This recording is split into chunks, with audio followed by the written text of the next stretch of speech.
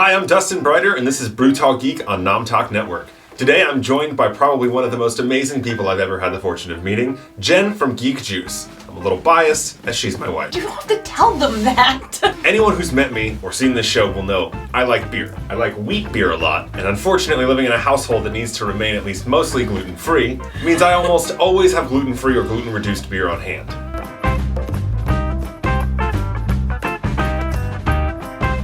One of our favorite companies is called Sufferfest Brewing. In 2012, the founder and CEO Caitlin Landsberg started her search for the perfect beer to use with friends after marathons, after working out, after runs and stuff like that around San Francisco, but didn't find one that fit the bill. So she decided she was going to make her own. Your show is so intense. So sorry. Trying to find something that fit her athletic lifestyle and diet, she decided to try home brewing her own beer. Another home brew. Thanks, Dad. Repeat isn't actually a naturally gluten-free beer. Like a lot of gluten-free things today, it's actually crafted to remove gluten, just like Stone Delicious, just like Omission. There's two different types of gluten-free variants. So in gluten-free beer, you've got the idea that with their ingredients alone, they're gluten-free, and then you have the alternative of gluten-removed beers. So Sufferfest, I believe, and Omission, and what was the other one? Stone Delicious. All of those are in the gluten-removed family instead of the crafted with all glutenless glutenies. Yes, exactly. Thank you. Sorry, nerd fun. No, that's brilliant. You're the one that drinks these the most, so you're the one that knows the most about them. Usually the gluten protein is broken up using something like Chemferm or another catalyst that will destroy that gluten protein, at least take it down to a small ppm, which is called parts per million. To put it in perspective, 1 part per million is equivalent to about 32 seconds out of a year. Or technically it's also 1 millimeter of error per kilometer measured. So like Dustin said, Sufferfest is a company that was brewed by athletes, for athletes, which is a cool idea in, my opinion. My sister's a marathon runner, which is pretty cool, and ultra. She runs really far, really fast. So while the FKT, the fastest known time, isn't necessarily my favorite beer, it has these really fun notes of black currant, which always brings me back to our honeymoon in Ireland, where they would literally put fresh black currant inside your cider if you asked, which is quite delicious. The FKT is... It is a pale ale brewed Yes. with black currant. So this one's pretty fun, especially because pale ales are a little bit difficult to find in the gluten-free community. The Repeat is the one that, whenever was in my sister's fridge, became non-existent. Every time you saw them in a store, we bought everything that you possibly could get of them. The Repeat with the bee pollen is by far... Oh, did I ruin that?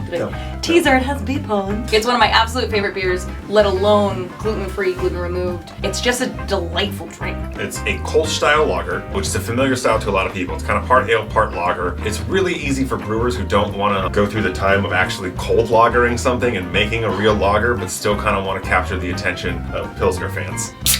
It's too cold. So I'm a lazy gluten-free human who has all of my refrigerators set to the same thing. That's something that a lot of people actually don't know is each beer usually has its own temperature it should be at and its own pressure it should be served at. So in a lot of restaurants, everything's in the same keg room, everything's in the same temperature, and everything's on the same CO2, so everything's the same pressure. It makes sad, foamy beer. Yeah, so the appearance is like a clear yellow, golden almost I'd call it. It's got visible carbonation. It's a pretty decent carbonation to be honest. That's a pretty heavily carbonated beer, which does have that bite. There's a nice thick layer of head that sort of settled down into a nice little float on top. Virtually no lacing. That's cool. There's no head retention. So much vocabulary. So you want to give that a smell? Yes, I do.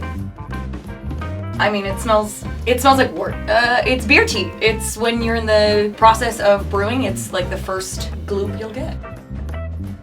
This is why we don't. I guess I can get the wort smell at the end there. Yeah. See what I'm saying? I'm getting some like bread and citrus. Your nose is wiser. My nose is larger than yours. My tongue is just saying, it smells great, put it in your belly. Jen, it is now time to taste. This is my favorite part of your show. It's mine too. Okay. It's crisp and clear, and it has this like fun, almost tartness in the back of my mouth, but not enough to like deter me. This is the best hot day beer ever. This is like lawnmower beer. You're fine. Also bee pollen. Yay, immune systems. Yeah, the fact that it's made with bee pollen actually does help you recover after races, after stuff like that, getting that kind of stuff back in your system. For me, the taste is kind of following the smell. There's a lot of like bready flavors, which is We don't get those a lot. interesting for no, you don't. Interesting for a Kolsch. You can definitely taste the bee pollen. It's almost like a very light honey. I think I associate all of the fancy words you're saying with deliciousness. And the thing is with beer, it's how you taste it. It doesn't matter. I could say all the fancy in the world, but if you don't like it, you don't like it. I don't like Merlot. I don't don't know enough about Merlot to dislike Merlot, but I don't like sour beers. You just tell them all the facts, and then I just get a beer. There's a little bit of hops there. They're not the star of the show here.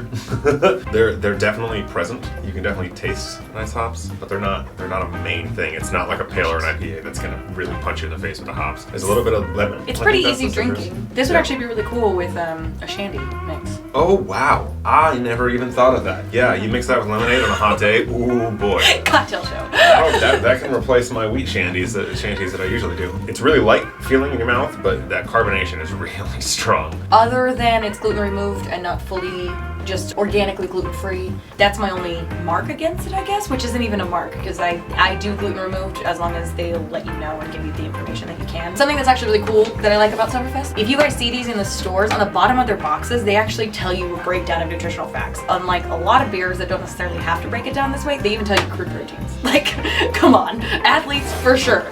This is the only beer I want to come home from working out or from doing a marathon run and then come back and refuel and sit down with a beer. And then the only other sad thing is like 2021, they're kind of taking a break, which is a little bit difficult to find them now. So if you get them and you still see them around, either drop a line and tell me where they are. Try them yourself, get them for your friends. They're great. It's easy drinking for the gluten-free community as well as just beer drinkers. They've got unique flavors, but not weird and eclectic. So for my overall, I mean, the bee pollen definitely gives it like a unique thing that I have never had in any other beer, but it almost gives it like a florally honey taste to a Kolsch lager, which is interesting. Being inventive is not a crime, and it works out here. So yeah, I give that a vote. I don't always reach for gluten-free beers, usually because I don't want to take her beer when I have beer that she can't have. But if I do, it's usually a repeat or a omission. Yeah, the nice thing, the classic that you'll see out is the Stone Delicious, which is much heavier than this. This is not.